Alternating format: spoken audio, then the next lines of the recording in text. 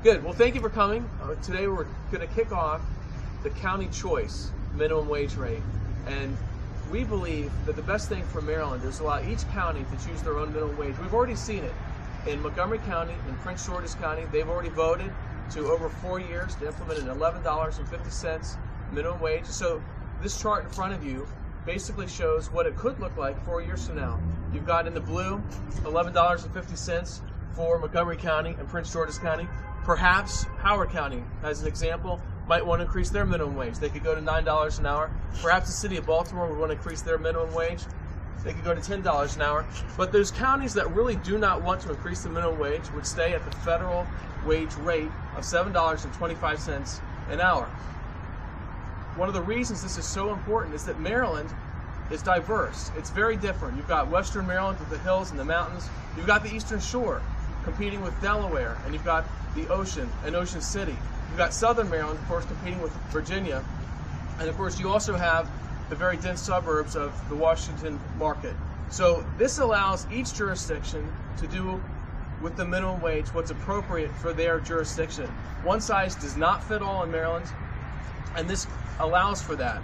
And what we have with this kind of choice allows different counties, again, to choose what their minimum wage rate is going to be. The most important things, and I think Neil hit on this, is that we've seen it with the rain tax and a number of the regulatory initiatives passed by the General Assembly, whether it's education, water and sewer, the rain tax. One size doesn't fit all. In fact, each county competes with each other, but in our region, within an hour, we compete with West Virginia. In Harper County, we compete with Pennsylvania, Delaware. Our local businesses have to compete with the labor rates, 20 minutes away. So that's an important thing to remember. And I like the old adage that local government is closest to the people and closest to their family businesses, so they know what the average wage, the hourly wage should be. So I think Delegate Parrott has a great concept, and I look forward to pushing it on the Senate Finance Committee, where we'll come in the Senate. So we're excited about that. I think the other side of the story on this whole minimum wage debate is, number two, if the leadership down here hadn't raised 45 taxes, tolls, the gas tax, if you're a small guy just starting out and trying to live on minimum wage, the party in control down here has devastated the minimum wage. So it's no wonder that they want to increase it. And the only thing you worry about is if they do increase it, does it mean they'll take yet more money from the average working family? So I'm excited to work on this bill in the Senate, and certainly thank the House co-sponsors. And obviously, I believe that local control, as with all of the other speakers that you've heard today, is a very important aspect. When you have jurisdictional control on what you're able to do for your constituents in your jurisdiction, it is only obvious that local governments have the ability to move forward on that. And yes, there are many, many aspects to the minimum wage argument, and you will be hearing a lot of data, a lot of statistics that are going to be coming out in the next couple of weeks. I think it's very interesting that I just left a briefing by the Unemployment Insurance Agency here in the state of Maryland, and what they're saying is that since the start of recession, the state of Maryland has lost over 10,000 small businesses.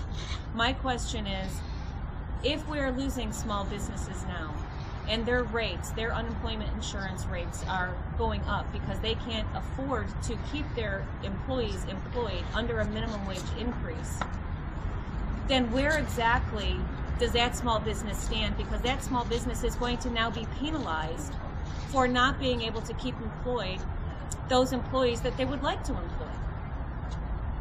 But they're no longer able to do that. And we need to say, are we going to penalize the small businesses for policy decisions that we're making here in Annapolis? And I say no. So I commend Delegate Parrott on this initiative. Thank you. As a small business owner myself, I know the impact of when legislation is made. Unfortunately, many of the people that serve here, while well-intended, don't sign the front of a check.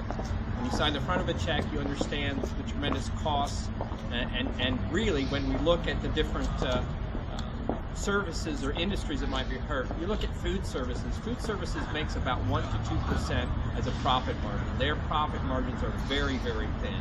When we do this kind of thing to them, the minimum wage, the problem with it, with tipping, it's a real issue. For us, as I'm sure Neil has said, there's so many of our counties border other states, when surrounding states are not doing this. The idea that it's going to help these people is just not a fact. It's not going to help our businesses. It's not going to help the people that work for them. The other one that we've seen is we have an employer in our area that hired a gentleman from that was a convict. He had come out, he had served his time. No one would hire him. He said the good news, bad news is he was willing to hire him at minimum wage. As he proved himself, he gave him raises. And he said the bad news is he's now left him to go to another place, but that's fine because it's helping this man. He's got a better job, and he sees himself as reaching out to help those that have served their time, that are looking for an opportunity. He's willing to do that for them. He's taking a risk in doing some, but he doesn't think so. It's an investment. Why would we want to discourage him in taking those kind of efforts? I think let the locals decide. Let the locals determine what's best for them in their communities. And I support this wholeheartedly, and I thank Delegate